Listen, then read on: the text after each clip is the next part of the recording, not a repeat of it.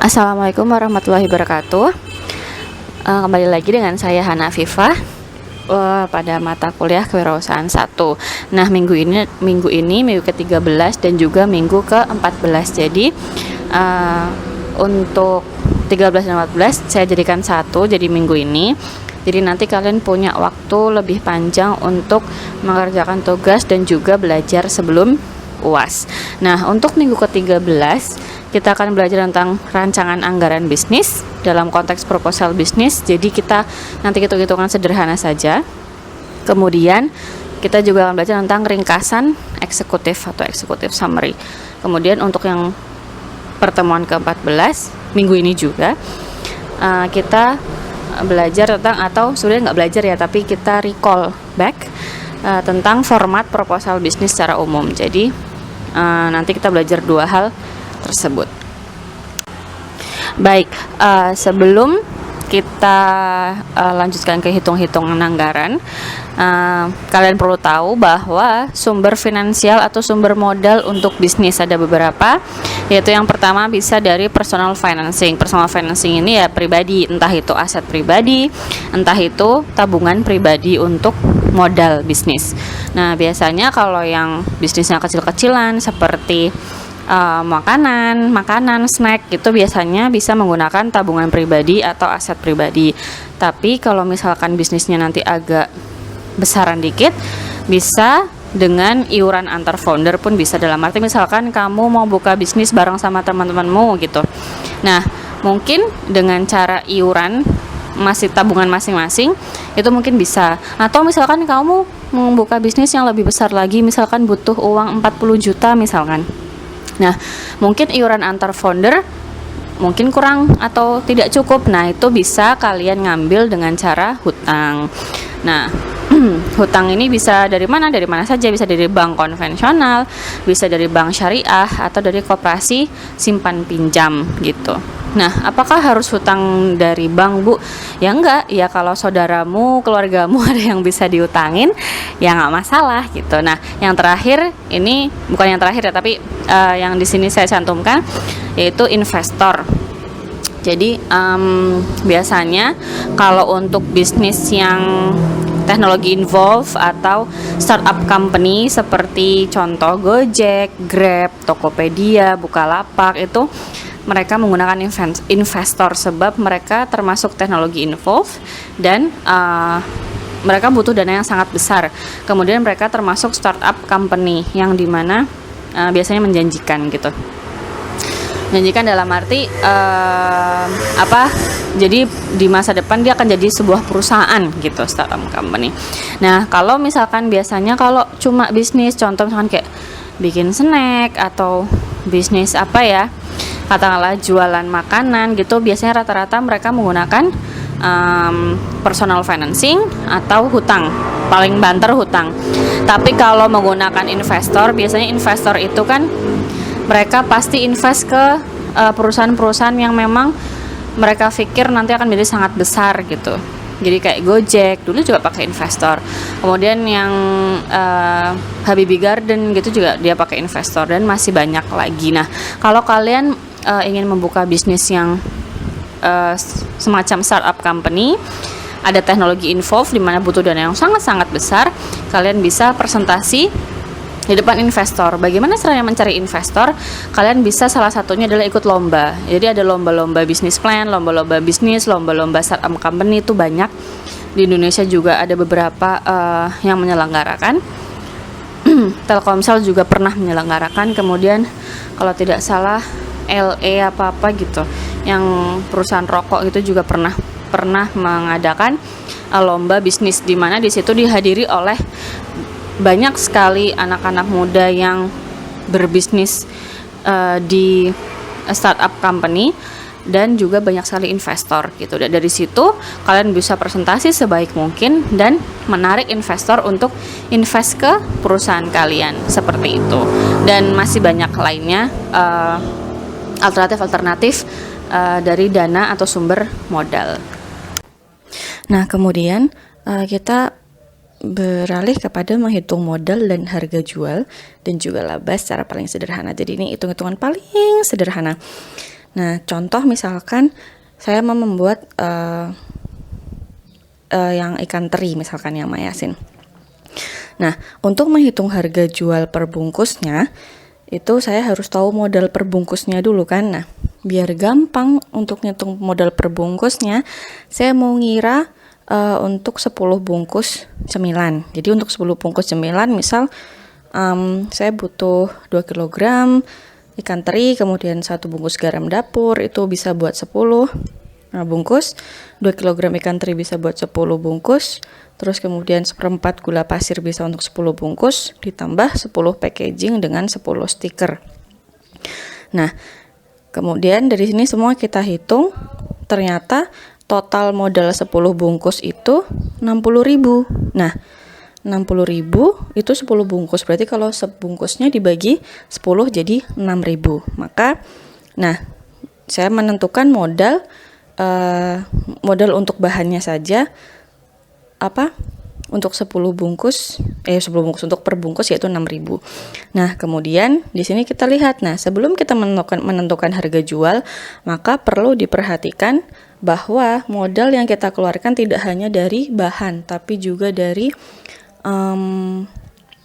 bayaran-bayaran wajib per bulan. Contoh listrik, ya kan, kalau kamu memang menggunakan listrik di dalam produksimu, maka itu juga dihitung. Kemudian gas, misalkan kalau kamu menggunakan gas kompor itu untuk produksi, maka juga harus dihitung.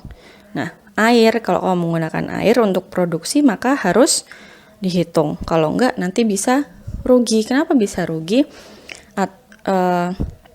Karena ketika kamu sudah jualan, kamu nggak ngitung listrik, air, dan gas, kemudian minyak goreng misalkan kalau kamu juga. Nah, nggak ngitung bayaran bulanan itu, listrik, air, kemudian gas LPG-nya, nanti ketika harus bayaran itu, kemudian yang harusnya untuk laba, akhirnya untuk bayaran bulanan. Paham nggak? Nah, jadi kamu juga harus ngitung bayaran bulanannya gitu. Nah, kemudian maka untuk saya kira-kira biar saya bisa bayar bulanan juga, maka harganya saya buat misalkan 15.000.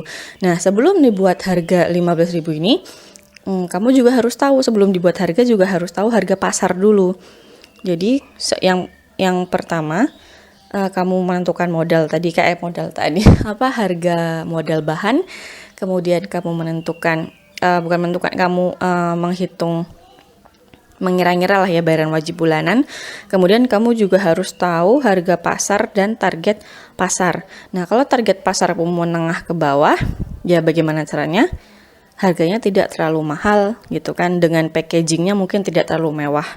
Nah, kemudian harga pasarannya berapa? Misal contoh, kalau saya jual peyek cemilan ikan teri ini, misalkan harga peyek di pasaran misalkan cemilannya 15 ribuan misalkan, atau 12 ribu gitu kan. Nah, saya bisa nih jual 15 ribu ya kan, dengan alih-alih karena punya saya terinya tidak digoreng tapi di oven, jadi tanpa minyak misalkan gitu.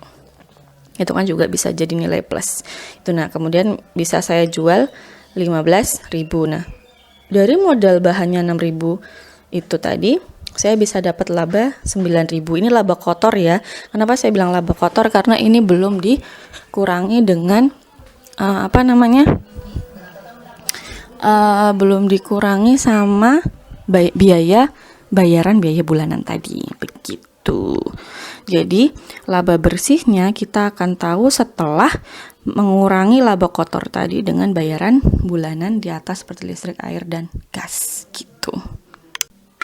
Oke, kemudian executive summary. Executive summary ini maksudnya ringkasan eksekutif. Jadi kayak kalau di penelitian itu seperti abstrak gitu. Nah, rangkumannya isinya apa aja sih? Isinya mostly ya rangkuman dari seluruh bisnis plan Anda, tapi dirangkum secara singkat dan jelas tanpa diberi tabel ataupun gambar ataupun grafik. Jadi benar-benar cuma kata-kata. Di dalamnya ya ada nama bisnismu apa, kemudian deskripsi dari produkmu atau servismu itu apa, kemudian bagaimana kalian memenuhi kebutuhan pelanggan di pasar, kemudian manajemen timnya apa aja tanpa dibikin bagan kalau di executive summary ya. Manajemen timmu apa aja dan siapa aja, kemudian ada visi misimu juga di dalamnya, dan juga ada tujuan jangka pendek dan juga jangka panjang untuk kedepannya pengembangan bisnismu gitu. Nah, itu tadi untuk financial plan dengan executive summary adalah minggu ke-13. Nah, minggu ke-14-nya sesuai RPS adalah menyusun proposal bisnis. Maka minggu 14 ini saya ulang lagi untuk format proposal bisnis secara umum. Jadi setidaknya nanti proposal bisnis kalian mengikut format ini yang saya tulis seenggaknya. Jadi ada cover, ada halaman judul, di dalam halaman judul disertakan logo produk gitu. Jadi jangan cuma logo Unperba. Kalau pakai logo produk, kalaupun nggak pakai logo Unperba juga nggak apa-apa. Yang penting ada logo produknya untuk bisnis plan ini. Kemudian ada ringkasan eksekutif atau eksekutif summary yang tadi. Jadi berupa ringkasan singkat, padat dan jelas dari keseluruhan bisnis Anda. Dan jangan lupa tidak ada tabel maupun gambar pada section ini. Kemudian daftar isi. Kemudian latar belakang. Nah, latar belakang munculnya ide bisnis Anda. Kita udah belajar itu. Kemudian visi misi, deskripsi perusahaan. Di dalam deskripsi perusahaan ada informasi dasar bisnis.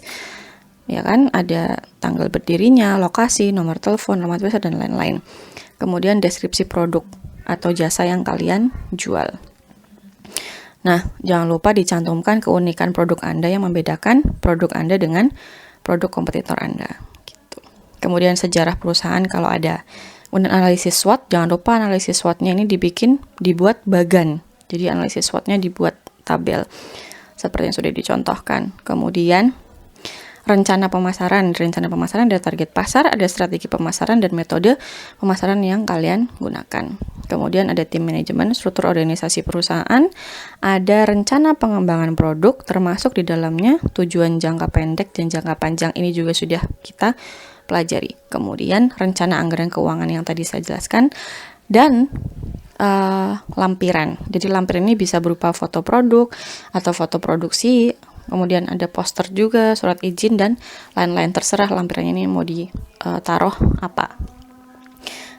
Nah, baik, itu tadi minggu ke-13 dan minggu ke-14. Kemudian tugas untuk minggu ke-13 dan ke-14 saya gabung jadi satu.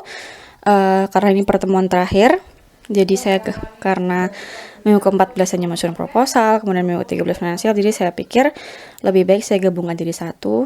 Jadinya nggak kebanyakan tugas, kemudian juga nggak kebanyakan pertemuan. Jadi ini pertemuan terakhir kita, langsung 2 pembahasan. Jadi minggu depan sudah tidak ada kuliah untuk kewirausahaan 1. Nah, ini tugas minggu ke-13 dan minggu ke-14, yaitu yang pertama menyusun proposal bisnis Anda sesuai format di atas atau lihat slide 23 tadi.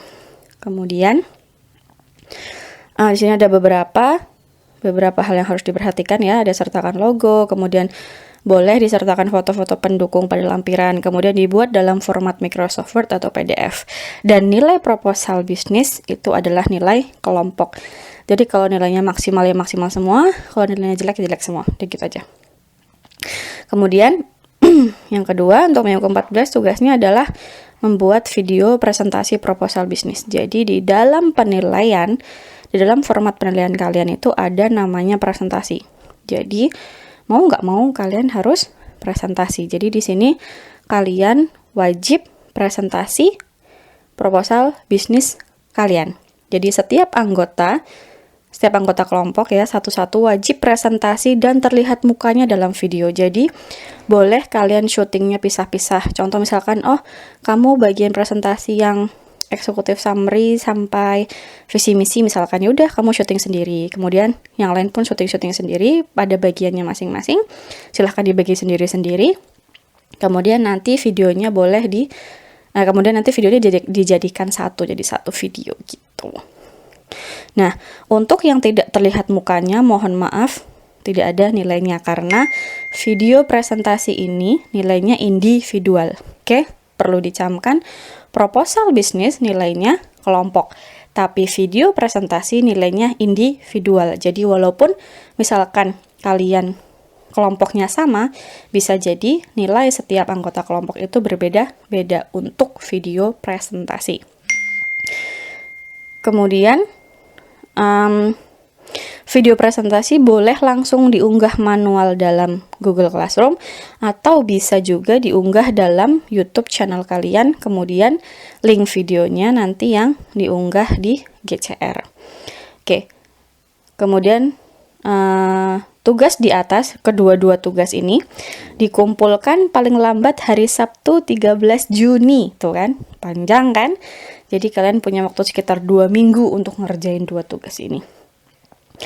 Nah, dan ini juga pekerjaannya kan yang proposal bisnis kerjanya kelompok, dan kalian sudah mipil kan dari latar belakang segala macam, tinggal digabung-gabungkan saja gitu, dan mungkin diedit-edit sedikit, ditambah-tambah sedikit gitu. Nah, kedua tugas ini dikumpulkan 13 Juni pukul 23.59 karena tanggal 15 Juni kalian sudah UAS. Nah, untuk kisi-kisi soal UASnya itu adalah tidak jauh-jauh dari proposal bisnis. Jadi yang selama ini tidak membantu anggota kelompoknya membuat proposal bisnis, saya yakin kalian pasti bingung, udah gitu aja. Ya. Jadi perlu diingat ini ya, kalau yang tidak membantu kelompoknya mengerjakan proposal bisnis, saya rasa untuk mengerjakan UAS pun kalian akan bingung, karena soal UAS itu tidak jauh-jauh dari proposal bisnis. Baik, itu tadi kuliah kita. Yang seharusnya 2 pertemuan saya jadikan 1 pertemuan, karena biar kalian waktunya lebih panjang untuk waktu mengerjakan tugas, waktu belajar untuk UAS, dan waktu leha-leha, waktu libur minggu tenang sebelum UAS, kalian ada setidaknya. Kalaupun mata kuliah lain masih ada kuliah, mata kuliah kewirausahaan 1 sudah tidak ada kuliah lagi. Jadi kalian nggak banyak pening-pening ya kan. Baik, itu saja. Terima kasih untuk semester ini. Semangat untuk UASnya. Nanti kita jumpa lagi di semester berikutnya, insya Allah, kalau saya masih ngajar kalian begitu. Terima kasih. Sebelumnya saya ucapkan selamat Idul Fitri. Minal aidin wal faizin, mohon maaf lahir dan batin kalau saya banyak salahnya. Saya sebagai pengajar, saya sebagai orang tua, mohon dimaafkan, dan kalian sebagai anak muda juga sudah saya maafkan, seperti itu. Baik, cukup. Sekian, terima kasih. Wassalamualaikum warahmatullahi wabarakatuh.